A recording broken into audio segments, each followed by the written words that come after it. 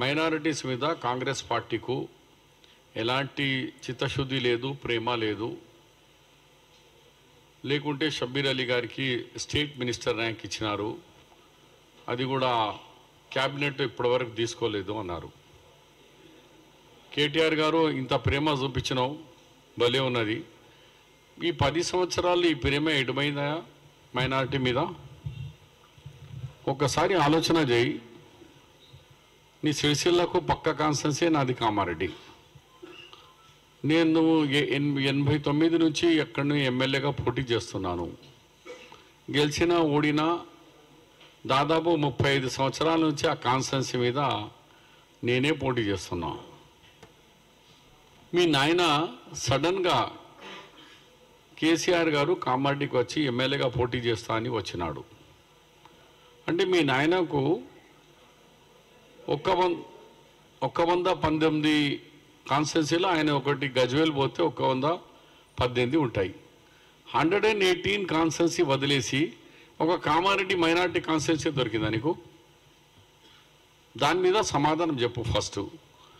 ఆయనే చేయడం వల్ల మా పార్టీ నన్ను నిజామాబాద్ పంపించి రేవంత్ రెడ్డిగా అక్కడ పంపించడం, మీ నాయన కూడా ఓడిపోయిండు, రోడ్డు మీద వచ్చిండు. నేను కూడా ఓడిపోయి నేను కూడా రోడ్డు మీద వచ్చిన. అంటే మైనారిటీ మీద ఎంత ప్రేమ ఉన్నది మీ నాయనకు నీకు? 10 సంవత్సరాల్లో నువ్వు 12% రిజర్వేషన్ ఇచ్చినావు రాబాయ్. 11 యూనివర్సిటీస్ ఉన్నాయి, ఒక వైస్ ఛాన్సలర్ని ఇచ్చినావా? పబ్లిక్ సర్వీస్ కమిషన్ మెంబర్స్లో ఒక మెంబర్ అన్న మైనారిటీ ఇచ్చినావా? మరి ఏది ఇవ్వకుండా ఇక్కడ వచ్చి మంత్రి పదవి లేదంటే మరి ఏం చేద్దాం? మేము 4-5 ఇస్తే 4-5 కాంగ్రెస్ అభ్యర్థులు ఓడిపోయాయి. మీ టీఆర్ఎస్ వాడు కూడా ఓడిపోయాయి. ముస్లిం క్యాండిడేట్స్ మొత్తం ఓడిపోయాయి. Except MIM, all political party candidates అందరూ ఓడిపోయాయి. అయినా కాంగ్రెస్ పార్టీ తక్షణమే నేను ఓడిపోయినా కూడా నన్ను తెలంగాణ గవర్నమెంట్ అడ్వైజర్గా చేస్తూ, నిన్ననే మీరు గవర్నమెంట్ పోర్టల్లో కూడా చూసినారు, క్యాబినెట్ ర్యాంక్ అనౌన్స్ చేయడం జరిగింది. కానీ నువ్వు 10 సంవత్సరాల్లో మొత్తం అన్యాయం చేసినారు మైనార్టీస్కి. ఉర్దూ లైబ్రరీస్ బంద్ అయిపోయినాయి, ఉర్దూ కంప్యూటర్ సెంటర్స్ బంద్ అయిపోయినాయి, స్కూల్స్ బంద్ అయిపోయినాయి, కాలేజెస్ బంద్ అయిపోయినాయి.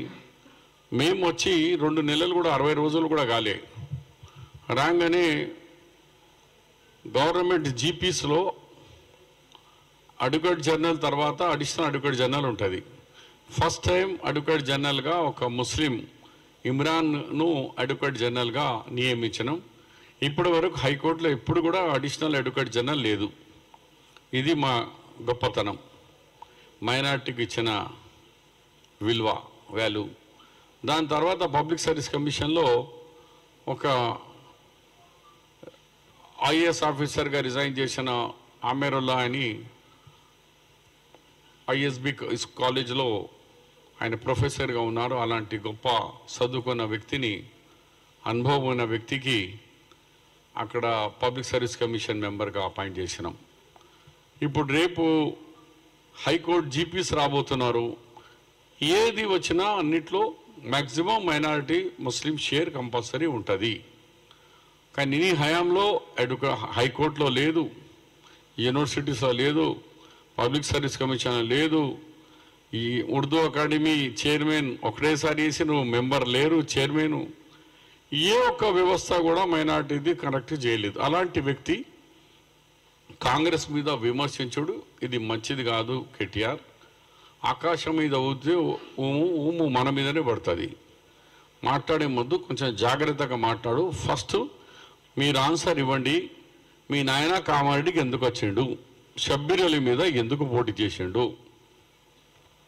ఏమైంది? నీ జీవితంలో ముఖ్యమంత్రిగా ఓటమి జరిగింది. నీకు ఎంత అవమానం జరిగింది అంటే అల్లా కానీ దేవుడు కానీ భగవంతుడు కానీ చూస్తున్నాడు కదా న్యాయం ఏంది అని. అన్యాయంగా ఒక అమాయకుని మీద వచ్చి పోటీ చేసి 100 కోట్ల రూపాయలు.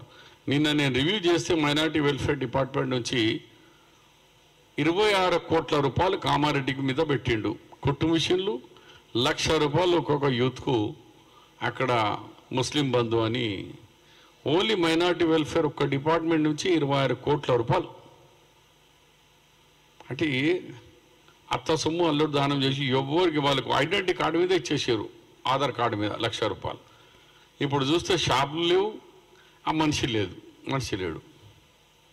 అట్లా లూటీ చేసి వాళ్ళ అప్పుల పాలు చేసిన ఘనత కేటీఆర్ది. అందుగురించి మళ్ళొకసారి మాట్లాడే ముందు మీ నాయన నా మీద ఎందుకు పోటీ చేసిండు కామారెడ్డి మీద, దాన్ని చెప్పిన తర్వాతనే మైనార్టీ విషయంలో మాట్లాడాలని నేను నీకు హితావు చేస్తున్నా.